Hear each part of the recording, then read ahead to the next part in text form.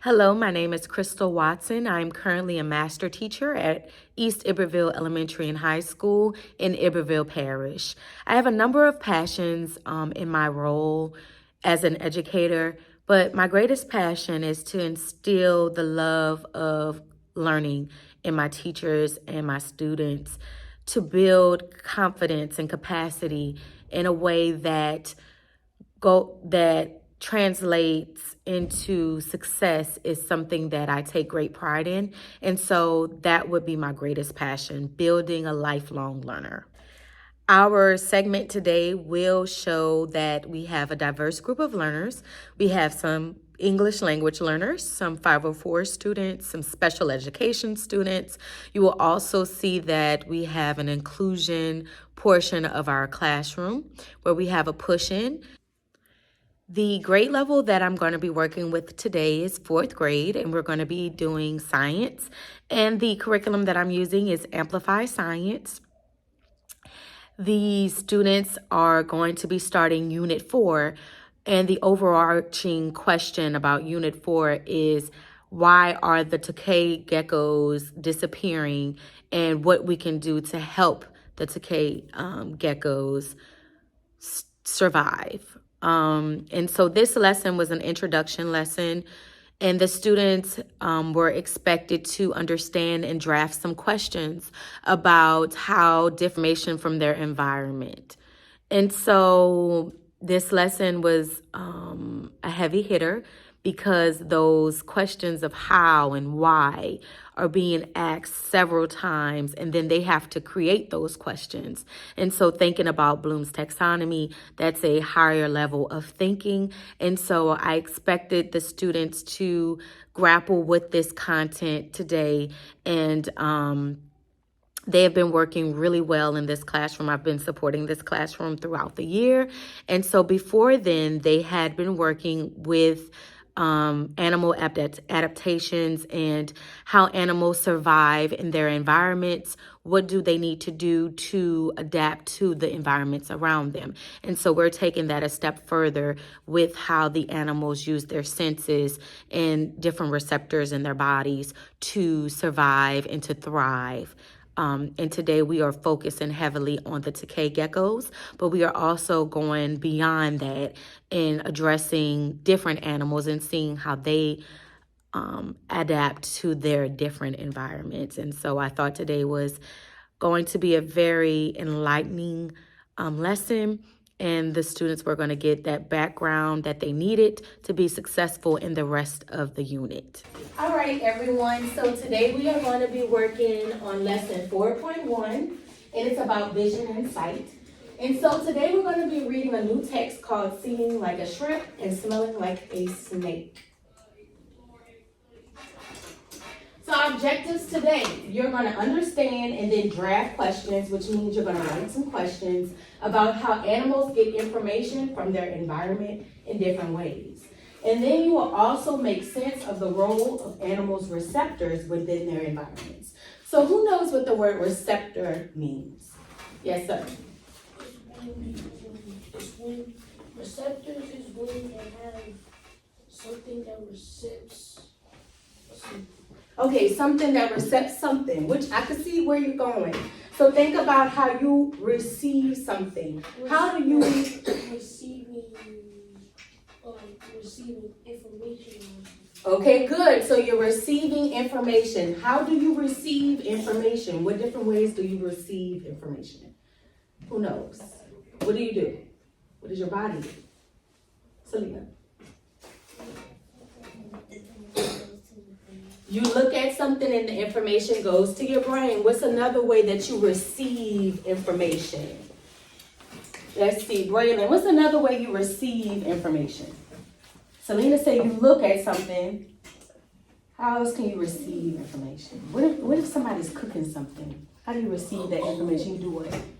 You smell it. You smell it. Very good. You smell it. Then think about how you want to know how something feels. What do? You touch it. You touch it. So we look at something, we smell something, we touch something, and then once we smell that good food, what do we want to do to that food? We want to taste it. What if we're making loud noise? What do our ears do? Hear. So that's how animals use their receptors in environments. So we're going to look at all of the different ways that different animals receive or use their receptors in environments. So we're going to look at this message from the Rainforest Conservation Group. Yeah. So chapter 4's question is, how could more light at night make it hard for a cave gecko to see its prey? Yes, sir. If the Tokay gecko is nocturnal. Okay, I love it. He's using that great science vocabulary. If a Tokay gecko is nocturnal, meaning that gecko only comes out at nighttime. That's a great hypothesis. All right, so today we're going to work on how to figure out how geckos interact with light. When we know why more light at night makes it hard for geckos to see, we can explain why they're having trouble surviving. So, is more light making it hard for other animals to see their prey? So, we have two examples of two different types of lizards, reptiles, and one of them is a Tokay gecko, and the other is an emerald tree skink. Is every animal here having trouble seeing their prey? And we're going to see something that a scientist had. They had an investigation about whether these two different lizards had the same experience when they were looking for their prey.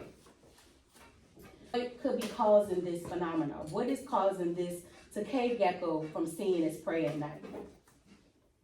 All right, so let's look at her notebook. Notice these different pictures. They're going to be 4 different pictures, and each of these pictures is going to be taken at a different time during the day. So this is the first observation that she had. This is the emerald tree skink, okay? She said that the observation that she had was she placed the prey under a clear plastic cup inside of the terrarium with the emerald tree skink and turned on the light. The skink turned its head towards the prey.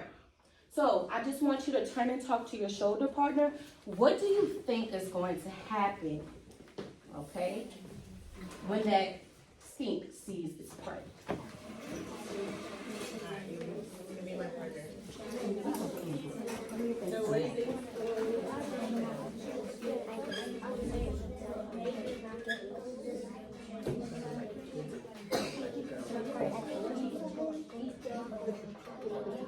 So you see, what do you think?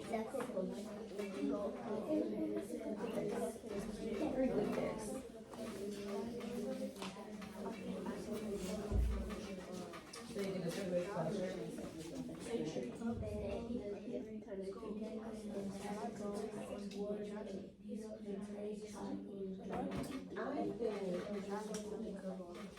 I think it's good.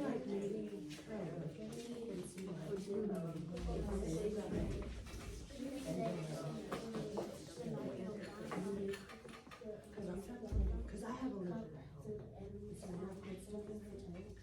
she doesn't like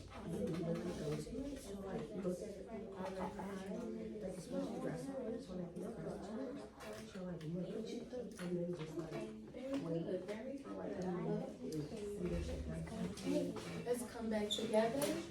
I heard some very, very good discussions about what people thought was going to happen.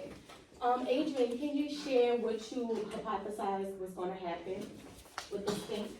I think that the light is going to bounce off of the cup to the animal's eye, and the animal's going to sit there and think for a second and see if it's the prey, and then when it figures out the prey, it's going to try to eat the animal.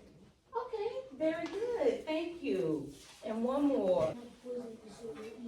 Okay, so he thinks he's going to analyze the cup and see if the prey is poisonous or not. Very good. So let's see what happens here. At 1:16, a minute later, look at what happens. Within a few, not even a minute, within a few seconds of turning on the light, the emerald tree skink leapt quickly toward the cup and started pushing the cup with its head, trying to get the prey inside.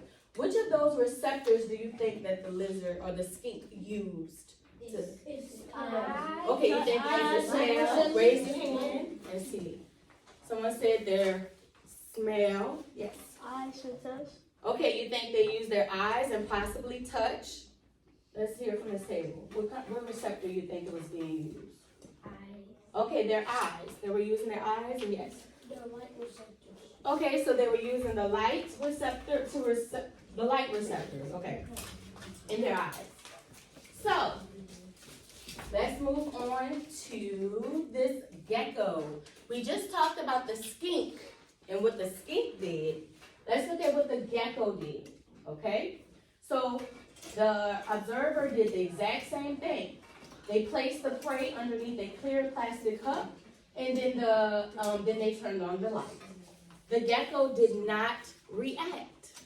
The 10 minutes, the gecko still had not reacted at all. Can it see the prey? Turn and talk to your shoulder partner. What do you think?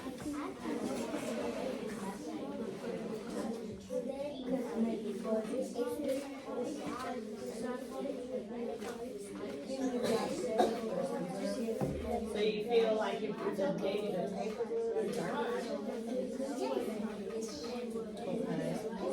so you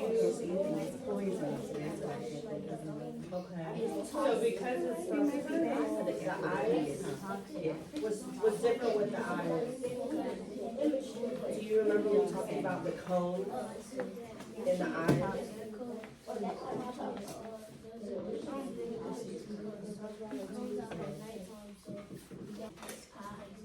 I said something gecko. Trying to see what it is first. Okay. Trying to see what it is before he gets to the point. Okay. I think that's a good, Yes, a good hypothesis. So I heard a lot of good guesses and hypotheses.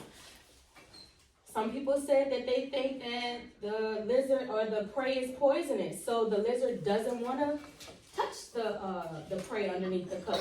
Someone said that the lizard or the gecko is nocturnal, so he can't see because he's used to the darkness. Very good. Someone says that he's just trying to figure out what is under the cup before they can get to the gecko. So those are all very good guesses. And so what we observed is some differences between two different reptiles. And now we're going to find out what is the main thing. So looking at these two different lizards, what do you see is the main difference when the light was turned on? Someone just share out. Yes, ma'am. The chocolate gecko didn't go to the prey, but the emerald skink did. Okay, so good. The Takei gecko didn't, and then the skink did respond to the prey when the light was turned on. You are going to come up with your own questions, and you are going to come up with your own thoughts, okay? I just want you to see an example of what it looks like. So after reading the text and going to the mantis page, which is found on page 4, I had a question about why the mantis shrimp's eyes move in different directions. I was curious, like, why is it doing that? And then I looked in my text and it answered that question for me. It was on page 5. It says the mantis shrimp's eyes moves in different directions to give them more opportunities to catch prey. So that's something that the mantis does. Their receptor, they're using their eyes to catch more prey. And then how else could I find an answer to my question? In this process, you're going to read, and then you're going to ask some questions that you might have about the mantis shrimp. And then after that, you're going to find one more animal and do the same thing. Okay? I'm going to give you about 7 minutes to finish this. Any questions? You can begin. The overall lesson objectives were met as I was walking around and doing my on-the-fly assessments and also my assessments throughout the lesson. I was able to notice that students had some aha moments, even in the portion where they had to write individually, which is a difficult task. They had to draft questions. And so I was seeing a lot of how and why questions. And so those critical thinking questions were wonderful. I did provide an exemplar, and then I did note that I did not want students to copy what I had written. And so they rose to those expectations. They were able to draft questions about the animals that they read about in their text and create those questions, and also use the text to answer their questions. They were engaging in meaningful conversations and thinking about complex phenomena, which is really what I wanted from this lesson today, especially because it's giving them that knowledge that they're going to need, that background knowledge that they're going to need for the end of this unit.